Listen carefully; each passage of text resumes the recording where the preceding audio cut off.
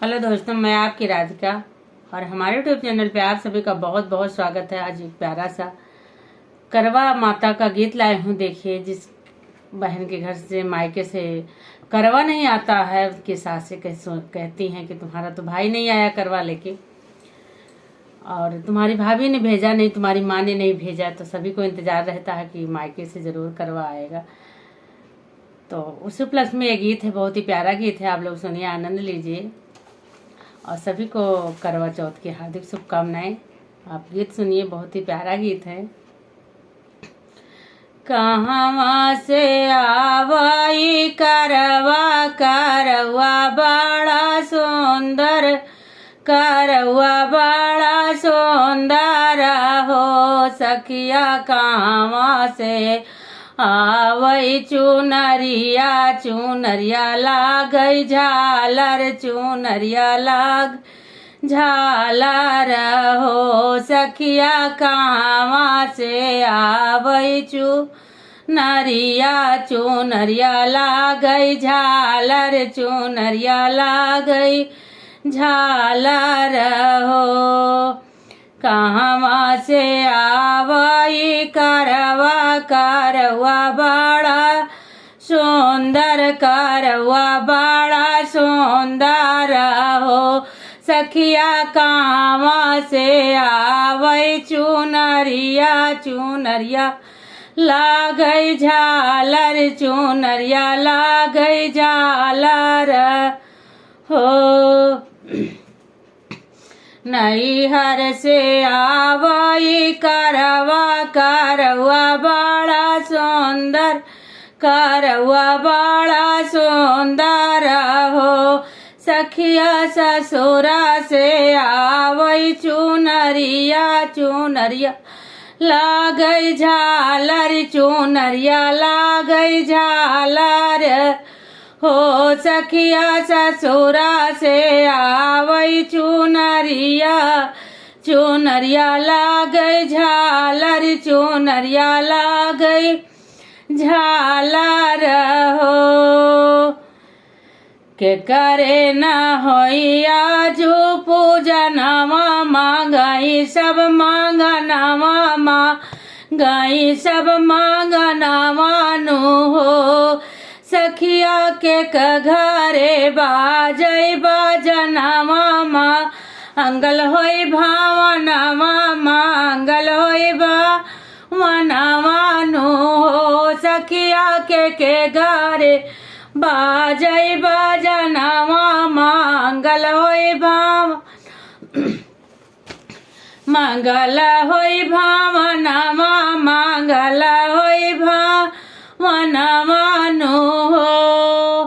के करई होई पूजनवा, मांगई सब मांगनवा, मांगई सब मांगनवा नु हो सखिया। के घरे बाजई बाजना हो सखिया। के घरे बाजई बाजनवा, मंगल होई भावनवा, मंगल होई भावनवा नु हो। करवा माई के नी होई पूजनवा, मांगई सब मांगनवा, मांगई सब मांगनवा नु हो सखिया। राधिका घर बाजई बाजनवा, मंगल होई भावनवा, मंगल होई भावनवा नु हो सखिया। राधिका घर बाजई बाजनवा, मंगल होई भावनवा, मंगल होई भावनवा नु हो। चौथ माई के होई पूजनवा, मांगई सब मांगनवा, मांगई सब मांगनवा नु हो सखिया। राधिका घर बाजई बाजनवा, मंगल होई भावनवा, मंगल होई भावनवा नु हो। कहवा से आवई करवा करवा बड़ा सुंदर करवा बड़ा सुंदर हो सखिया कहवा से आवई चुनरिया चुनरिया लागई झालरी चुनरिया लागई झालरी हो के उठी भोरही जगावई तो सरगी खावा वही तो सरगी खावाई हो सखिया के दई है सोलह सिंगरवा सिंगरवा सिंगरवा संग सेंदूरवा सिंगरवा संग सेंदूरवाई हो सखिया के दई है सोलह सिंगरवा सिंगरवा संग सेंदूरवा सिंगरवा संग सेंदूरवाई हो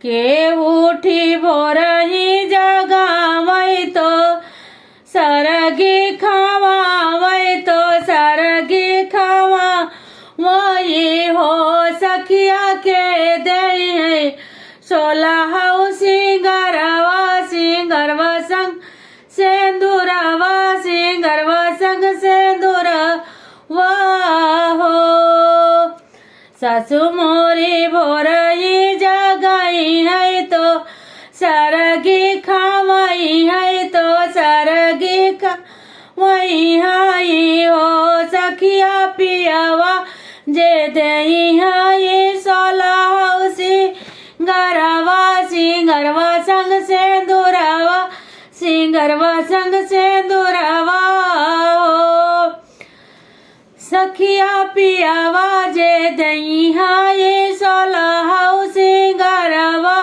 सिंगरवा संग सेंदूरवा सिंगरवा संग सेंदूरवा हो कौने घड़ी होई है पूजनवा तो मांगी है मांगनवा तो मांगबई मांगन वानु हो सखिया कौनी घड़ी बजी है बाजनवा तो मंगल होई भावनवा तो मंगल होई भावनवा हो सखी कौनी घड़ी बाजी है बाजन वहाँ तो मंगल होई भावनवा तो मंगल होई भावनवाई हो कार्तिक मास चौथिया के दिनवा तो मांगब मांगनवा तो मांगबई मांगन वानु हो सखिया चौथ जो उही हैया कसवा तो करबई पूजन वहाँ तो करबई पूजन वानु हो सखिया चौथी जो उही हैया गनवाया उरवा कसवा तो करबई पूजनवा तो मांगबई मांगन वहाँ तो मांगबई मांगन वानु। तो गीत आप लोग को कैसा लगा? ये सोहर गीत तो बहुत कड़ा होता है, गला भी बड़ा वो हो जाता है। तो गीत कैसा लगा आप लोग को जरूर बताइए।